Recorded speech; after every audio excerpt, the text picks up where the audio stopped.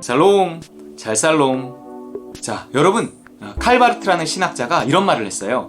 한 손에는 성경을, 한 손에는 신문을.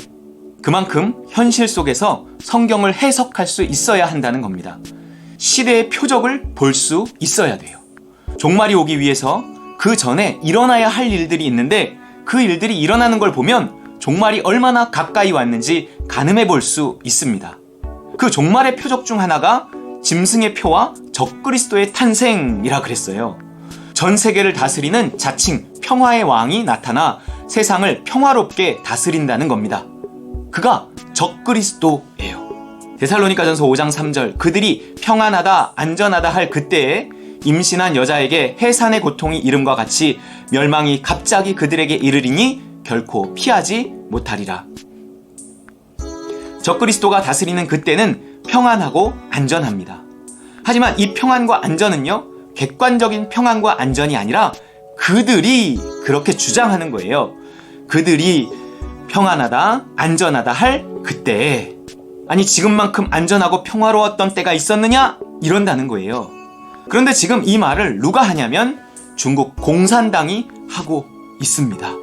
물론 지금 홍수 때문에 좀 혼란이 있기는 하지만 그들의 이른바 텐왕 프로젝트라는 것으로 지금처럼 안전하고 평화로웠던 때가 있느냐? 이렇게 주장하고 있습니다. 이 텐왕 프로젝트와 관련된 영상 하나를 보시겠습니다. 이것은 중국의 한 길거리가 촬영된 화면입니다. 여기에 보이는 수십 개의 직사각형이 무엇을 뜻하는 것일까요? 이것은 바로 중국 공산당의 텐왕 프로젝트입니다. 인공지능 폐쇄 카메라에 의해 실시간으로 사람들의 정보를 수집하고 분석 색출해내는 기술이죠. 거리의 공안경찰은 안면 인식이 가능한 특수 안경을 쓰고 동시에 1만 명의 표적을 탐지할 수 있다고 합니다. 즉, 가로등이나 건물에 설치된 CCTV와 공안이 착용한 이 특수 안경이 24시간 중국 인민들을 감시하고 있는 것이죠. 심지어 사람마다 사회적 등급도 매겨진다고 합니다. 텐왕 프로젝트의 주된 구성 요소는 영상 감시 시스템입니다. 그러나 이들의 목적은 중국 공산당이 주장하는 사회 치안 개선이 아닌 사회 안정 유지로 바로 중국 민중을 감시하고 억압하는 것이 주 목적이죠. 소름 끼치도록 무서운 이 텐왕 시스템은 어디에나 있는 감시 카메라 말고도 얼굴 인식 기술이 그 핵심입니다.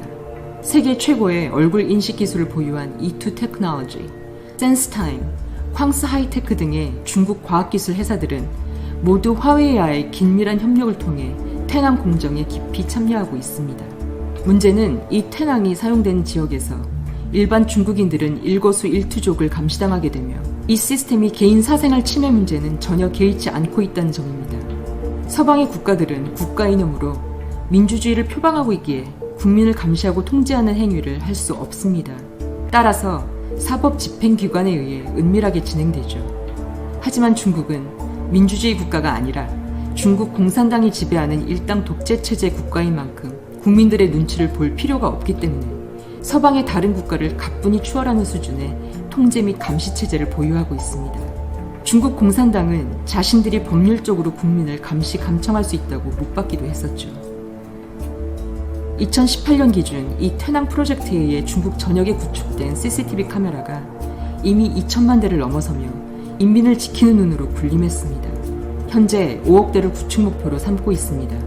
중국은 이 텐왕 시스템에 따라 구축된 입체적 사회 치안 통제 시스템이 범죄자들을 숨을 수 없게 만들었다고 강조합니다. 수저우 공항국의 설명에 따르면 CCTV 영상을 통해 범죄 유발 단서를 포착하고 현장 경찰의 휴대전화로 문제의 건물, 주택 데이터와 모형을 전송하게 된다. 이어 수도, 전력 사용량 등의 정보와 함께 이상 여부를 판단한 뒤 자동으로 경보를 울리도록 돼 있다. 인터넷 사기 사건이 발생하더라도 텐왕을 이용해 목표를 특정할 수 있다 라고 설명했습니다. 또 인공지능과 빅데이터를 이용한 치안 예측이 중국 전역에 보급돼 이는 세계적으로도 가장 선진적인 수준이라고 강조했습니다. 텐왕은 CCTV로 촬영된 도로 위 차량 종류까지 식별 가능하고 촬영 범인의 행인의 연령, 성별, 복장 등에 대해서도 분석이 가능합니다. 중국 정부가 이렇게 하는 것에 대해서 중국 국민들이 별 거부감이 없어요. 자신들의 안전을 위해 정부가 하는 좋은 일이라는 겁니다. 평안하다, 안전하다. 지금 전 세계 사람들이 불안하거든요. 먹고 사는 일도 불안하고 범죄 위험도 불안하고 특히 코로나19의 위험이 매우 불안합니다. 그러니 너나 할 것 없이 이 모든 것들을 기술을 통해 극복하려는 거예요. 아직은 사람들이 이런 기술 중심의 통제 시스템에 거부감을 느낄지 몰라도 지금 코로나로 인해 자유를 포기하는 연습을 하나씩 해가고 있는 겁니다. 코로나로부터 너희들을 안전하게 지켜주겠다는 정부의 말을 믿고 그 안전을 위해 자유를 조금씩 포기하는 거예요. 우린 지금 길들어가고 있습니다. 그들이 평안하다, 안전하다 할 그때의 멸망이 갑자기 그들에게 이르리니 잘 보세요. 평안하다, 안전하다지요? 행복하다가 아니에요. 코로나로 인해 이러한 감시 통제 사회가 급속히 진행되고 있어요. 절대 평범한 상황 속에서 이루어질 수 있는 사회가 아닙니다. 전쟁이든 전염병이든 사람들이 두려워할 만한 일이 있을 때 그 두려움을 이용해서 할 수 있는 것들이에요. 지금이야 자유가 아니면 죽음을 달라 뭐 그럴지 몰라도요. 이제 보세요. 경제가 무너지고 코로나 변종과 함께 알 수 없는 질병들이 창궐하게 되면 사람들은 자유를 줄 테니 우리의 죽음에서 우리를 지켜달라 이렇게 말할 겁니다. 성경에도 나와요. 요셉이 총리로 있을 때 애굽의 가뭄이 길어지니 결국 백성들이 자유를 포기하고 바로의 종이 됩니다. 창세기 47장 18절 무리가 요셉에게 와서 그에게 말하되 우리가 주께 숨기지 아니하나이다. 우리의 돈이 다하였고 우리의 가축대가 주께로 돌아갔사오니 주께 낼 것이 아무것도 남지 아니하고 우리의 몸과 토지뿐이라. 우리가 어찌 우리의 토지와 함께 주의 목전에 죽으리이까. 우리 몸과 우리 토지를 먹을 것을 주고 사소서. 우리가 토지와 함께 바로의 종이 되리니 우리에게 종자를 주시면 우리가 살고 죽지 아니하며 토지도 황폐하게 되지 아니하리이다. 그러므로 요셉이 애굽의 모든 토지를 다 사서 바로에게 바치니 애굽의 모든 사람들이 기근에 시달려 각기 토지를 팔았음이라. 땅이 바로의 소유가 되니라. 누가 강제로 그들의 자유를 빼앗는 것이 아닌 길어지는 코로나와 경제 불황을 도저히 견딜 수 없어 바로의 종이 되는 겁니다. 종이든 뭐든 살려만 달라는 거죠. 이 바로가 누가 될지 지금은 아무도 모릅니다. 시진핑일 수도 있고 트럼프일 수도 있고 빌 게이츠일 수도 있고 일론 머스크일 수도 있어요. 누구든 평안과 안전을 가져다주는 그가 세계를 다스릴 것입니다. 행복하진 않지만 안전해 보이는 그 세계가 도래하면 세상은 끝이 나요. 실제로 현재 진행되고 있는 이 코로나 사태를 수습할 방도가 없어 보여요. 특히 민주적인 방법으로는 한계가 있습니다. 그러니 정부가 자꾸 공산당처럼 이래라 저래라 하는 거죠.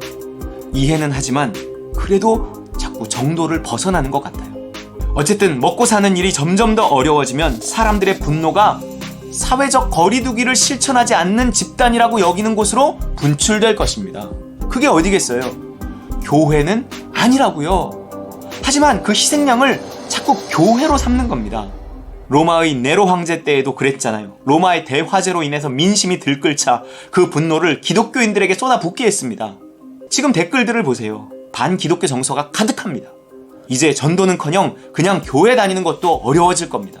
코로나가 길어지고 경제가 어려워질수록 국가 권력은 힘을 더해갈 것이고 점점 더 감시 통제 사회가 될 거예요.